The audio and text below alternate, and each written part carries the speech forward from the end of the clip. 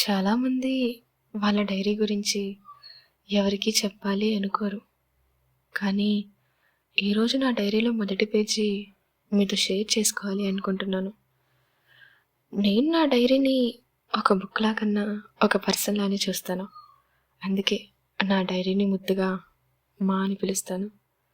మరి నా డైరీ గురించి చెప్పనా? 12/8/2023 శనివారం. నాకంటూ ఏదైనా చెప్పుకోవాలన్నా, నా బాధ, సంతోషం పంచుకోవాలన్నా నాకు నువ్వు మాత్రమే ఉన్నావమ్మా.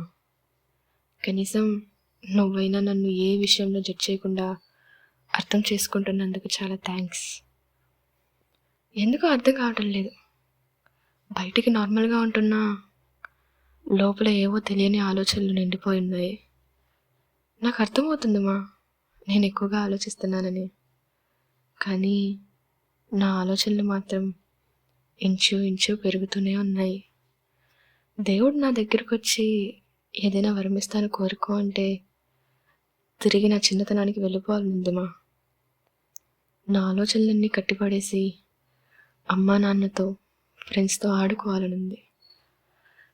చిన్నప్పుడు 3 నుండి 4 కేజీల బరువున్న బ్యాగ్ని మోసుకొని స్కూల్కి వెళ్తుంటే అబ్బా ఈ బరువు ఎవరు మోస్తారో, నేను కూడా త్వరగా పెద్ద అయితే సీనియర్స్లా ఒక బుక్ తీసుకొని హాయిగా కాలేజ్కి వెళ్ళొచ్చు అనుకునేదాన్ని. కానీ నా బ్యాగ్ బరువు కన్నా ఆ ఒక్క బుక్ బరువు 10 ఉంటుందని అప్పుడు నేను అర్థం చేసుకోలేకపోయాను. ఇప్పుడు తిరిగి వెనక్కి వెళ్ళాలన్నా వెళ్ళలేను. కాలం అంతేమా, అన్నిటినీ మార్చేస్తుంది, మన ఆలోచనలు, జ్ఞాపకాల్ని కూడా.